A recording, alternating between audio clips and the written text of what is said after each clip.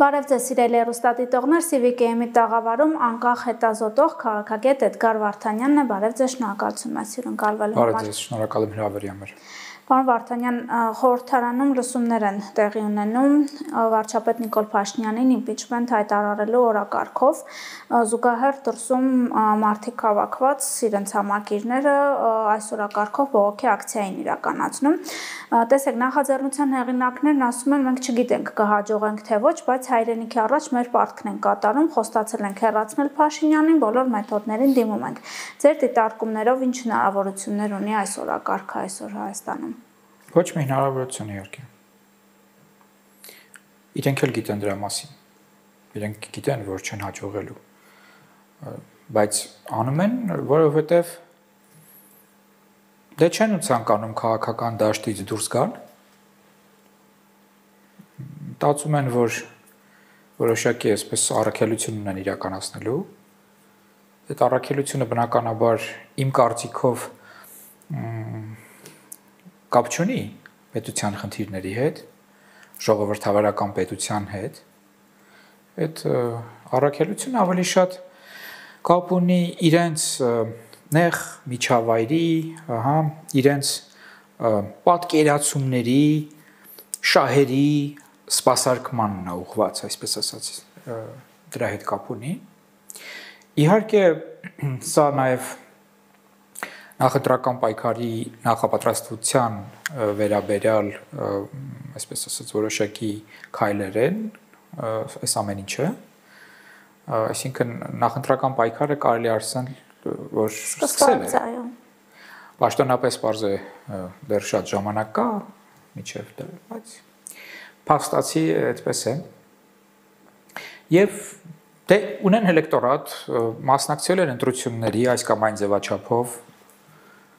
Հա, էլեկտորատը մեծ չի, բայց կա։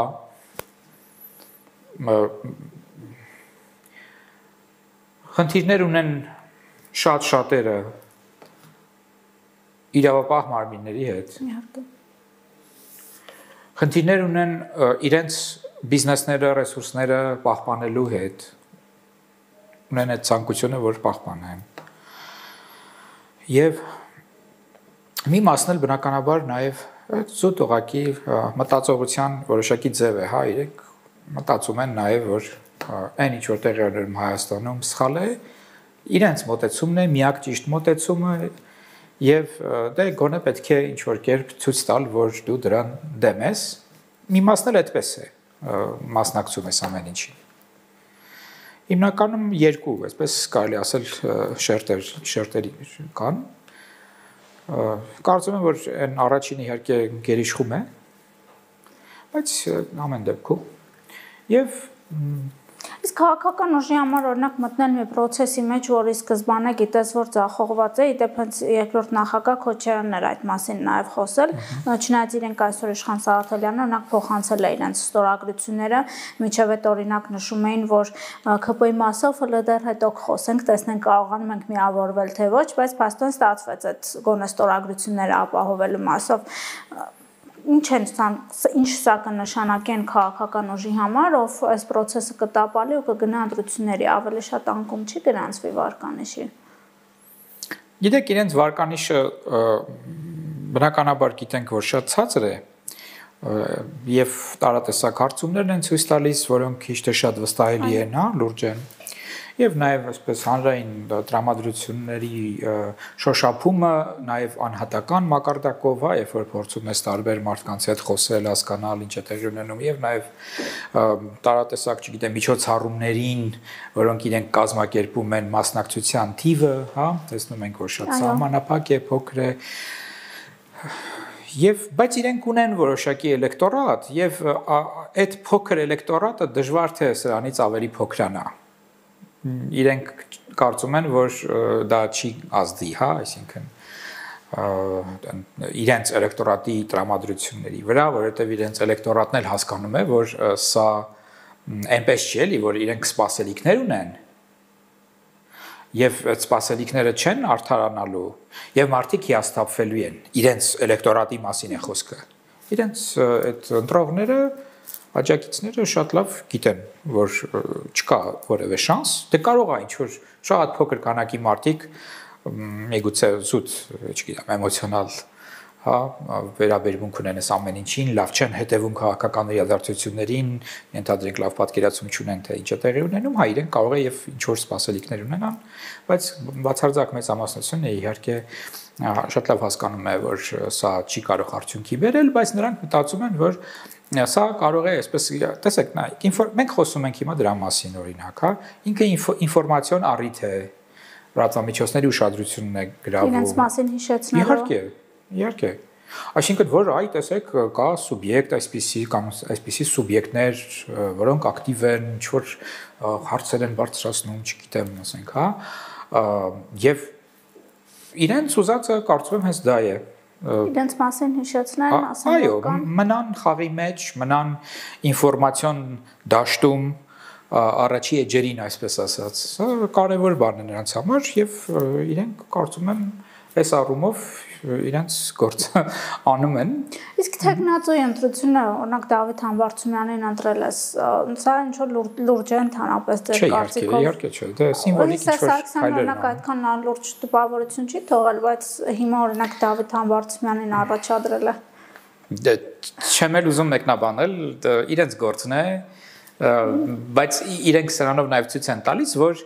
իրենք գիտեն, որ իրականում իրենք չեն հաջողելու այս առումով եւ ինչ որ մեկը պետք է սուտ սիմվոլիկ առումով որ լինի իրենց տեխնացուն կամ բան։ Պարոն Վարդանյան, հետաքրքիր է այս process-ներին ընդհանրապես Ռուսաստանի ներգրավվածությունը, հետաքրքրությունը, ես ինչու եմ հարցնում։ Տեսեք, մի քանի օր առաջ օրինակ Հայաստանի իշխող ուժը համագումար է անցկացնում եւ կարեւոր օրինակ այնտեղ շեշտադրումներ են արվում, վարչապետը ելույթ է ունենում, 4 հանրապետությունն է հռչակվում։ Ռուսական լրատվամիջոցներում շատ հպանցիկ անդրադարձ կար այս ամենին, բայց հիմա այսօր այսպիսի փոքրաթիվ ցույց է տեղի ունենում, ես պետական ռուսական լրատվամիջոցներն եմ թերթում, ամեն երկրորդ լուրը, որ մարդիկ են հավաքվել Փաշինյանի impeachment-ի օրակարգով, սա ինչ է նշանակում։ Դե նաև դրա համար են հավաքվել։ Երբ որ ասում եմ ինֆորմացիոն, այսպես ասած, հա, որպես սա բան է, առիթ է եւ որ առաջի էջերին լինեն իրանք, որ լուսաբանվեն, նաև նկատի ունեմ ոչ միայն Հայաստանում, այլ նաև Ռուսաստանում բնականաբար։ Այո, որովհետեւ դե պարզ է, չէ, պրոռուսական կողմնորոշում ունեն եւ Ռուսաստանը շատ լավ գիտենք, որ որոշակի, այսպես ասած, հիբրիդային հարձակումներ է իրականացնում Հայաստանի նկատմամբ նաև ինֆորմացիոն հարձակումներ։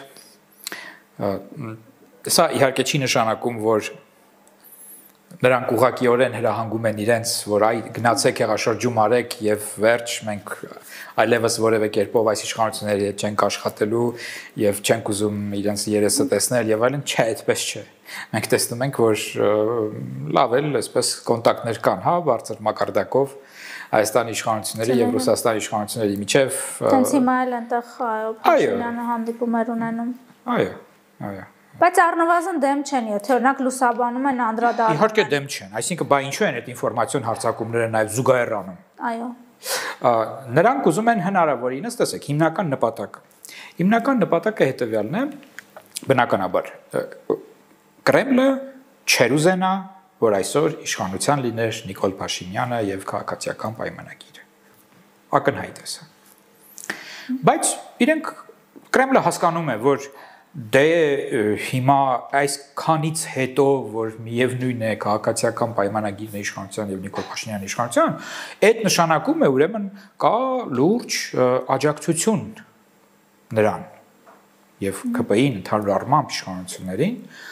Նրանք իհարկե նաև գիտեն, որ որոշակիորեն Վարկանիշի բնականաբար այս վերջի շրջանում տարիների ընթացքում հատկապես պատերազմից հետո նվազում է տեղի ունեցել եւ չէր կարող նաև չլինել այդպիսի բան, բայց մյուս կողմից էլ հասկանում են, որ այդ Վարկանիշի նվազումը չի նշանակում, որ քաղաքացիական պայմանագիրը այսօր, այսպես ասենք, բոլոր տեսակի, հա, հարցումներով առաջի տեղում չէ։ Նա առաջի տեղում է։ Եվ մնացած քաղաքական ուժերից մի քանի անգամ ավելի Վարկանիշ։ Բայց նաև նրանք գիտեն, որ բնակչության մի զգալի հատվածը որևէ մեկին չի հավատում Գիտեն նաև որ բնակչության մի զգալի հատվածը ինչ որ տարբեր, այսպես նաև փնտրտուքների մեջ է որոշ չափով, հա, ասենք ապաթիա եւ այլն, եւ բնականաբար նաև հստակ կա որոշակի պրոռուսական զանգված։ Դա էլ գիտեն։ Հիմա բնականաբար իրենք ցանկանում են այնպես անել, որ հնարավորինս իշխանությունների այսպես ասենք, հա, դիրքերը Հայաստանում թուլանան, հնարավորինս, թեկուզ մի քիչ, եւ հակառակը որոշակիորեն պրոռուսական ուժերի, հա, դիրքերը որոշ չափով թեկուզ ամրապնդվեն, որ նրանք խաղից դուրս չգան, ինչու, որովհետեւ դա գործիք է ճնշում բանեցնելու։ Դա գործիք է։ Եվ երբ որ նրանք այս ամեն ինչը լուսաբանում են եւ այլն, իրենք դրանով նաեւ ցույց են տալիս, որ այ տեսեք մենք այս գործիքը կարողանում ենք օգտագործել, աղմուկ ենք անում, այ տեսեք մենք կարող ենք վաղը մյուս օրը էլի այս հարցը բարձրացնել, օրինակ, երբ որ ինչ-որ երկկողմ հարաբերություններում տարբեր խնդիրներ լինեն եւ այլն, հա, ասենք։ Այ տեսեք մենք կարող ենք որոշակիորեն կա հələ պոտենցիալ, եթե դուք օրինակի համար այս գործողությունները անեք, որոնք մեզ դուր չեն գա կամ այն գործողությունները, որոնք ըստ մեզ մեր համար որոշակի կարմիր գծեր են հատում, մենք այս ամբողջը կփորձենք ել ավելի ակտիվացնել, խնդիր ստեղծել ձեր համար, խնդիր ստեղծել հասարակության համար, որոշակի խոչընդոտներ ստեղծել,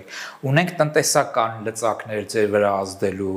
այդ տնտեսական լծակները կարող ենք կյանքի կոչել, այսպես ասած, հա, այ մոտավորապես սա է,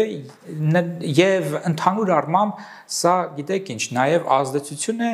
այն մարդկանց վրա, որոնք դեռևս այդքան էլ չեն կողմնորոշվել, հա, եւ բնականաբար նաեւ այն հատվածի վրա, որոնք ավանդաբար, այսպես ասենք, պրոռուսական քաղաքական ուժերին էին քվեարկում, բայց վերջի շրջանում հատկապես այն բանից հետո, երբ որ Ռուսաստանը ակնհայտորեն չկատարեց իր դաշնակցային պարտականությունները, նույնիսկ այդ զանգվածի մի հատվածի մոտ հարցեր առաջացան։ Եվ սա նաև որոշակիորեն փորձ է այդ մարդկանց հետ բերել, որոնք վաղուց արդեն կարծես թե իրենք արդեն пассивացել են, չեն սատարում այդ ամեն ինչին, այսինքն այդ պրոռուսական օրակարգ ունեցող որևէ գործընթացի էլի, հա։ Այ մոտավորապես սա է նրանց ուզածը, այո, սա հիբրիդային կարելի ասել էլի այդ ինֆորմացիոն հարձակումների կամ երբեմն ասում են ինֆորմացիոն պատերազմի շրջանակներում կարող ենք մենք սա դիտարկել, ակնհայտ է իհարկե, որ կա այն ընկալումը, որ ընտրական գործընթացի ժամանակ իրենք պետք է ակտիվանան։ Բնականաբար։ Իհարկե, բայց երբ մանավանդ տեսնում են, որ ընտրական գործընթացներից դուրս Հայաստանում անհնար է լինում ինչ-որ բան, չգիտեմ, իրականացնել ընդհանրապես, էլի, հա, այսինքն տենց բողոքի ցույցեր եւ այլն, որոնք ընտրությունների հետ կապ չունեն, այսինքն դա էֆեկտիվ չէ, ինչ որ չգիտեմ հեղաշրջման տարբերակները կասեցվում են, կանխվում են, դա էլ էֆեկտիվ չէ, հա։ Իսկ ընտրական process-ը ինչ որ մի շանս է տալիս, որ գոնե օրինակ առնվազն նմանատիպ օրակարգ, պրոռուսական օրակարգ քաշող ուժերը կարող են մտնել ենթադրենք խորհրդարան, չէ՞, եւ այնտեղ բարձրաձայնել էլի այդ պրոռուսական, ասենք, օրակարգին վերաբերող տարբեր հարցերը եւ այլն, ու դա գործիք է բնականաբար էլի Ռուսաստանի ձեռքում Կրեմլի գործում։ Իսկ իրենց ներսում հենց ընդդիմության ներսում մրցակցություն տեսնում եք այս հարցում, թե պրոռուսական օրակարգը սպասարկելու եւ թե իրենք իրենց մեջ։ Օրինակ տեսեք, եթե այդքան վատն են իշխանությունները, ինչպես իրենք են ներկայացնում, տենց երկու շաբաթը մեկ կապիտուլյացիայի են ենթարկում, չգիտեմ, գոյաբանական սպառնալիքներ են առաջացնում, իրենք էլ այդքան մտահոգ են։ Տրամաբանությունը ուշում էր, որ պետք է մեկ միասնական, չգիտեմ, ճակատով իշխանություններին փորձեն հեռացնել, բայց ամեն մեկը ինչ որ տարբեր երգ է երգում ու այս առումով այդ մրցակցությունը ի վերջո ինչ արդյունք կունենա։ Դե գիտեք ինչ, այդ տարբերությունները իրենց միջև բավականին այսպես սկզբունքային են։ Ահա։ Խոսքը տարբեր թիմերի կամ կարելի ասել կլանների մասին է։ Սովորաբար այդպես տարբեր կլանները միշտ իրենց միմյանց հետ խնդիրներ են ունենում եւ ամեն մեկը ուզում է հնարավորինս շատ վերցնել, ինքը առաջի դիրքում լինել, ինքը ամենակարևորը լինել։ Սա մարդկային ամբիցիաների մասին է խոսում, հա, այսինքն այդ մարդիկ բնականաբար ներգրավել են դրա մեջ, ամեն մեկը ունի իր ամբիցիան եւ սովորաբար այդ մարդիկ այդպես չունեն ժողովրդավարական կամ քաղաքացիական մշակույթ, հա, նրանց մշակույթը սովորաբար տարբերվում է այդ ամեն ինչից, ավելի մոտ է այդպես քրեական ենթամշակույթին, ավտորիտար մշակույթին, հպատակային մշակույթին, հա, այլ կոնցեպտներով են շարժվում, մի խոսքով, բայց մյուս կողմից էլ իհարկե նրանք նաև հասկանում են, գիտակցում են, որ որպիսի այն հիմնական իրենց պատկերացմամբ թշնամուն չեզոքացնեն, խաղից դուրս հանեն, այսինքն ներկայիս իշխանություններին, իրենք ուզեն չուզեն պետք է համագործակցեն։ Դա դժվար է տրվում նրանց, բայց որոշ պարագաներում իրենք հասկանում են, որ դա անհրաժեշտ է, որ դա էքզիստենցիալ հարց է նրանց համար, եւ իրենք ստիպված համագործակցում են։ Եվ մենք ունենք Գյումրու ընտրությունների օրինակ, երբ որ տեղական մակարդակով չէ, վերջի այդ համագործակցությունը տեղի ունեցավ, երբ որ մեկտեղեցին ձայները, այո։ Եվ դրա համար էլ եւ բնականաբար հիմա էլ չպետք է մենք բացառենք, որ ընտրությունների նախաշեմին կլինեն որոշակի այդպես ֆորմատներ, իհարկե այստեղ նաեւ կարծում եմ, որ ավելի շատ էլի այդպես մտածելու են Գյումրու սցենարով աշխատելու առումով, այո, որ հետո միավորվեն, ահա։ Պարոն Վարդանյան, կուզեի առանձին անդրադառնանք առաջին նախագահին ու իր թիմին, ինչու, որովհետև ամենատարբեր մեղադրանքներն են հնչում Հայաստանի իշխանությունների հասցեին, այդ թվում նաև մեղադրանք պատերազմը սանձազերծելու հարցում։ Այսօր այս լսումներին խորհրդանում են նաև կուսակցության փոխնախագահը, հայտարարում է, որ իրենք Քոչյանին ու Սերժ Սարգսյանին չեն միանալու ընտրությունների ժամանակ, կային այդպիսի խոսակցություններ, բայց ընդհանրապես այս ուժը ձեր կարծիքով ինչ շանսեր կունենա առաջիկայում, երբ օրինակ դաշտ վերադարձավ Լևոն Տեր-Պետրոսյանը բոլորովին այլ օրակարգով 2007 թվականին, իսկ այսօր ինչ որ օրինակ նա եւ իր թիմակիցները հայտարարում են բոլորովին այլ օրակարգ է։ Չէ, դե այդ ուժերը բնականաբար որևէ լուրջ, այսպես դերակատարում ընտրությունների ժամանակ չեն կարող ունենալ։ Շատ պարզ պատճառով, որովհետեւ գիտեք, շատ հստակ է, էլի, այսինքն նրանք, որոնք խաղաղությունը այսօր թեկուզ եւ բազմաթիվ հարցերով, թերություններով եւ այլն, բայց ընդունում են, որ մենք գնում ենք դեպի խաղաղություն, այդ ճանապարհը ընտրել ենք եւ բոլոր նրանք, որոնք ուրեմն աջակցում են այդ օրակարգը, իրենք կամ աջակցում են քաղաքացիական պայմանագրին, այսինքն քվեարկելու են ԿՊ-ի օգտին, կամ քվեարկելու են այն քաղաքական ուժերի օգտին, որոնք որ առնվազն այդ հարցում համամիտ են ԿՊ-ի հետ, նրա մոտեցումների հետ, նրա օրակարգի հետ։ Ողջունել են պայմանավորվածությունները։ Այո, որոնք որ հստակ ողջունել են պայմանավորվածությունները։ Ուրեմն տեսեք այս մի հատ մեծ զանգված դայ է, Բնականաբար ինչ որ զանգված ընդհանրապես ընտրությունների չի մասնակցելու,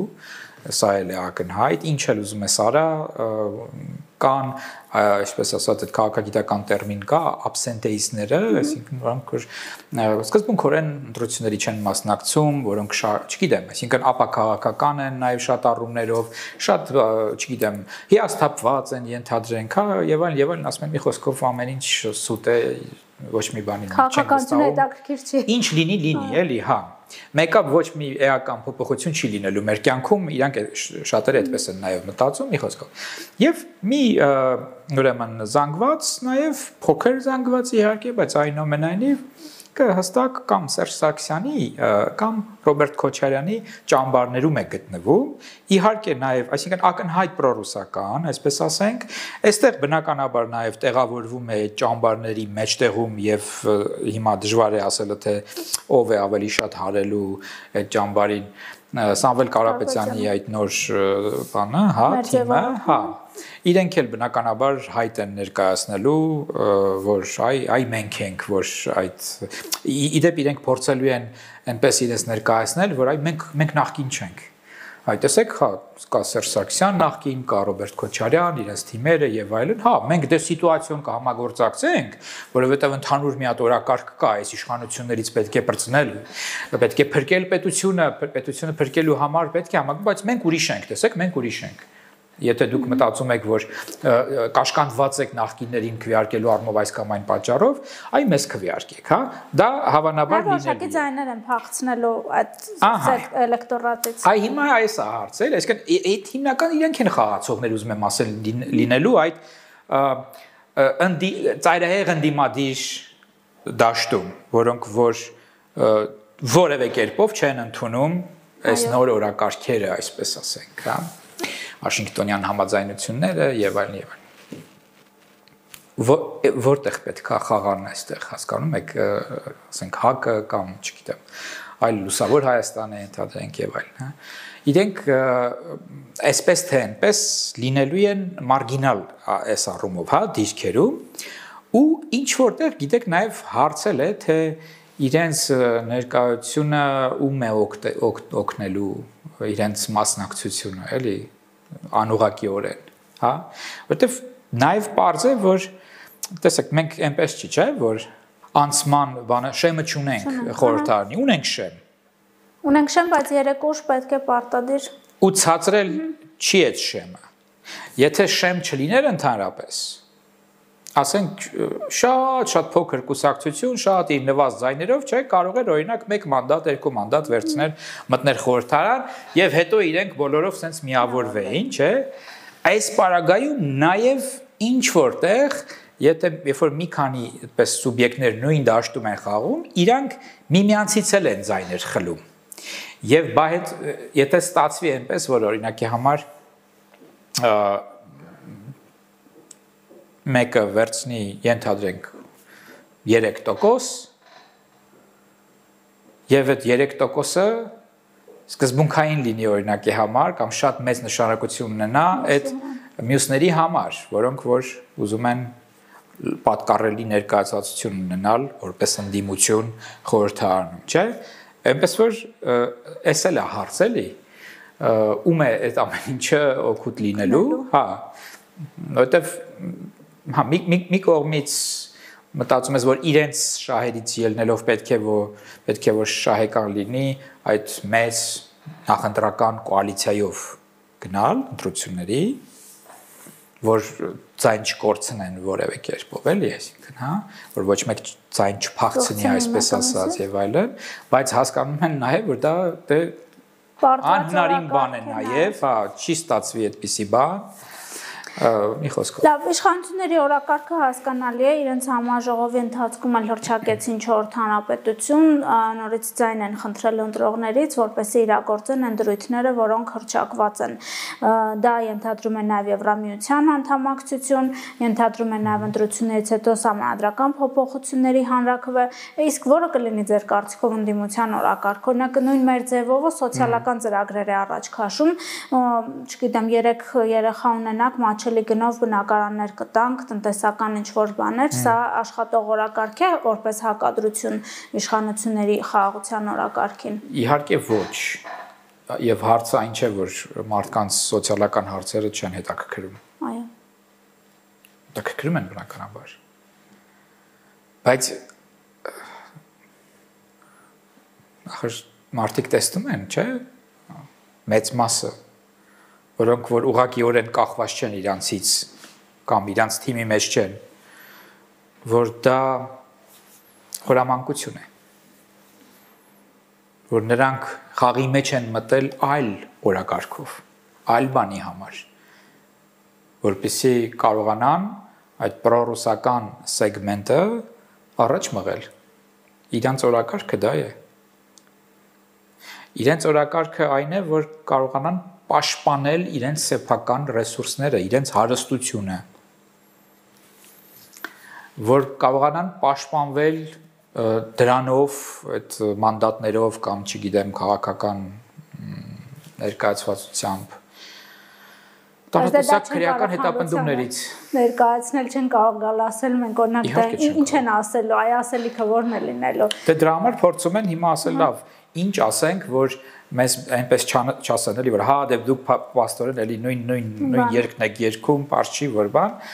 եկեք ասենք, որ այդտենց սոցիալական այ քանի որ մենք լավ մենեջերներ ենք եղել, այ տեսեք հարուստ ենք մենք, հասել ենք ինչ-ինչ բաների, լուրջ բաների, ուրեմն մենք շատ լավ կարող ենք նաև կառավարել տարատեսակ ոլորտներ պետության ներսում եւ զարգացնել հասարակություն, տնտեսությունը, սոցիալական ծրագրեր լավ իրականացնենք եւ այլն, դու մտածում են, որ դրանով կարողանան, ասենք այն որ ասում ենք, չէ՞, չկողմնորոշվածներ կան, որոշ չափով հիասթափվածներ կան եւ այլն, որոշակիորեն դրանց գրավել, այդ հատվածի ձայները որոշ չափով վերցնել, սա է նրանց հույսը, չեմ կարծում, որ մեծ հաշվով դա կհաջողվի նրանց, հա, որ պատկառելի ներկայացվածության համար, էլի, այսպես ասենք, եւ բայց դե մյուս կողմից էլ ինչ ասեն, բայց նաև ես կարծում եմ, որ միևնույն է, իրենք չեն կարողանալու խուսափեն նրանից, որ այդ բոլոր այդ սոցիալական ծրագրերը եւ այլն մի պահ մի կողմ մեկը կդնեն ու էլի կասեն Նիկոլ Դավաճան եւ այլն եւ այո, որ այս ամեն ինչը, չգիտեմ, ինչ որ արևմուտքը կազմակերպել է Ռուսաստանի դեմ բան եւ այլն եւ մենք պետք է փրկենք հայրենիքը, այնպես անենք, որ Ռուսաստանի հետ հարաբերությունները լավ լինեն եւ այլն, որ Թուրքիան հեսա ամբողջությամբ գրավելու է Հայաստանը, այս չեն կարող դրանից խուսափել, հա, որովհետեւ ընդհանուր առմամբ, տեսեք, դա է, չէ, իրենց միավորում բոլորին, բոլոր այդ ծայրահեղ ընդդիմադիր դիրք ունեցողներին, էլի, եւ նաեւ դա է, չէ, որ որոշակիորեն, այսպես ասենք, սիգնալ է հաղորդում Կրեմլին, այդ օրակարգն է հաղորդում, որ մենք այնպիսի բան ենք անում, որ ձեզ դուր կգա։ Եվ ակնկալում ենք որոշակի աջակցություն, բնականաբար։ Իսկ քաղաքացիական պայմանագիրը հասարակության ինչքանով կկարողանա համոզել իր օրակարգը, որովհետև տեսեք մի կողմից ես համաձայն եմ իհարկե, որ դուք նշում եք, որ աշխատել են այդ օկտին Նիկոլ Դավաճան եւ այլն, բայց մյուս կողմից էլ այն զգացմունքային ֆոնը, որ կա մեր հասարակության մեջ տարիներ շարունակ ունեցած թշնամանք Ադրբեջանի, Թուրքիայի նկատմամբ, որոշակի ցավոտ նաեւ զգացողությունները պատերազմից հետո, իհարկե ընդդիմությունը այս ամեն ինչը փորձելու է խաղարկել, բայց ինչքանով կկարողանա իշխող ուժը համոզել օրինակ, որ մենք այլընտրանք չունենք խաղաղության եւ մենք այլընտրանք չունենք մեր հարևանների հետ խաղաղ ապրելուն, մենք այլընտրանք չունենք օրինակ նրան, որ մեր երկիրը վերջապես կարողանա տնտեսապես նաեւ շնչել ու ապաշրջափակում տեղի ունենա։ Ինչքանով է սա հնարավոր այս ժամանակահատվածում։ Դե գիտեք ինչ որտեղ այն իրավիճակը, որ Հայաստանում կա, արդեն իսկ խոսում են դրա մասին, որ այդ խաղաղության օրակարգը բնակչության բացարձակ մեծամասնության կողմից ընդունելի օրակարգ է։ Քան որ ցույցեր չկան դրսում օրինակ։ Այո։ Կա բնականon կյանք։ Կա տարբեր ոլորտներում զարգացում։ Մարդիկ ինչպես ասում են, գլուխը կախ աշխատում են։ Բարիք են ստեղծում։ Վայելում են նաև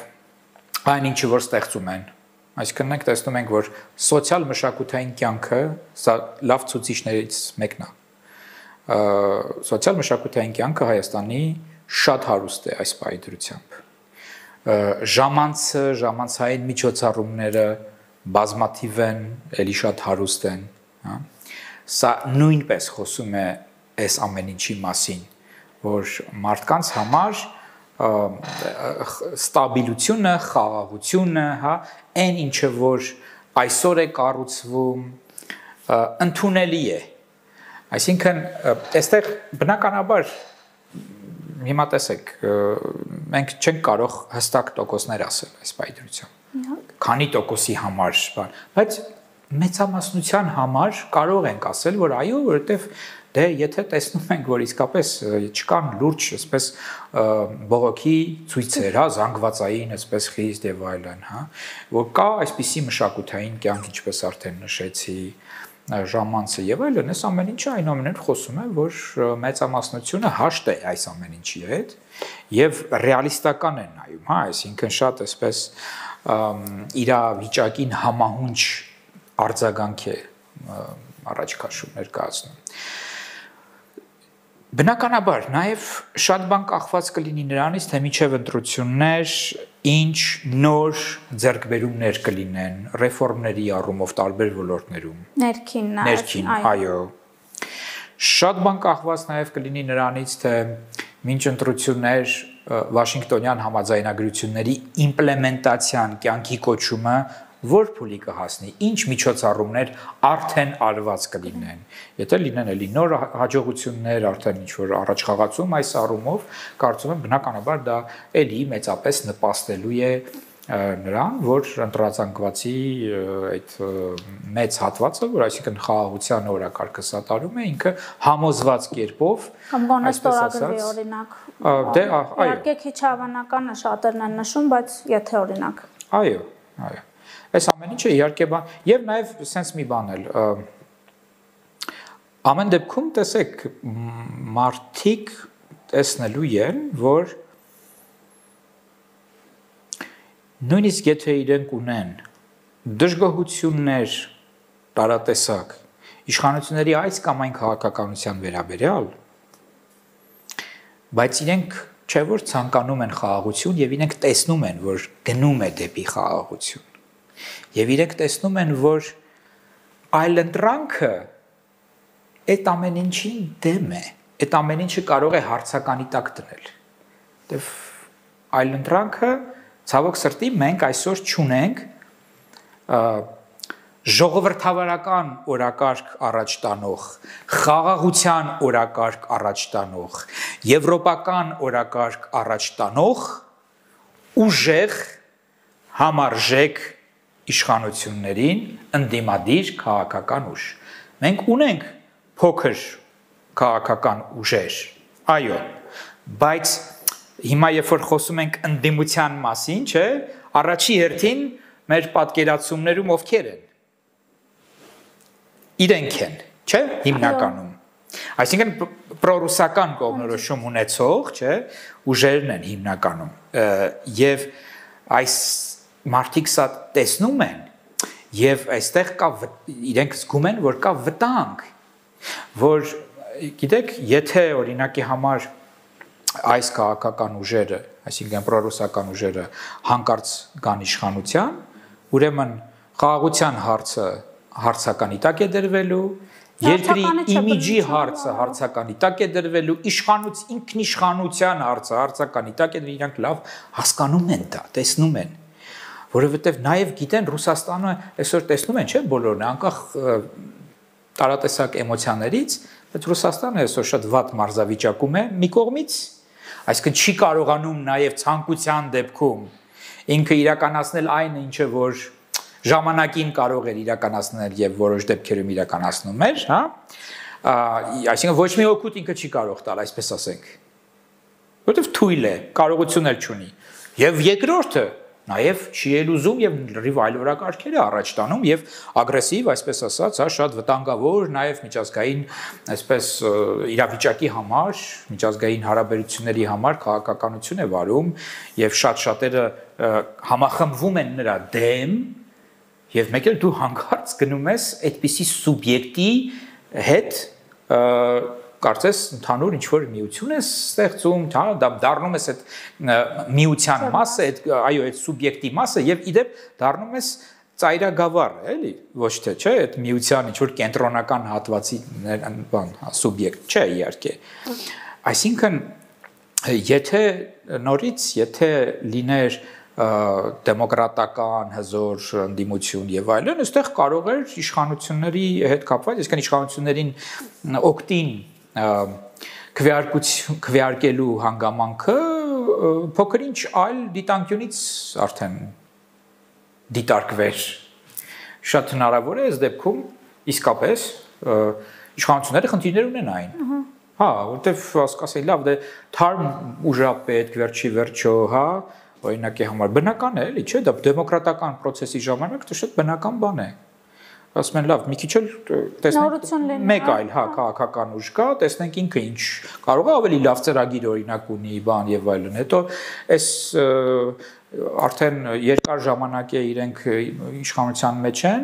լավ կլինի, որ փոփոխություն լինի, որ այո, բան չանի, չկարծրանան օրինակի համար, հա,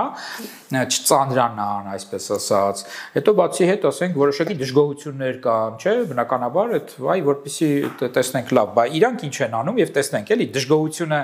ինքը սուբյեկտիվ է, թե օբյեկտիվ, չէ՞։ Այ լրիվ ուրիշ տրամադրություններ կլինեին, լրիվ ուրիշ իրավիճակ մենք ունենայինք, բայց այսօր էլի հարցը դրվելու է այսպես. պատերազմ թե խաղաղություն, ժողովրդավարական զարգացում թե ավտորիտար հետընթաց եւ այսպես ռուսական գաղութի կարգավիճակ։ Նյութենական պետություն։ Հա, այս սա է, հիմա կարող անունները տարբեր լինեն, դա էական չի, էլի, այսինքն, հա, բայց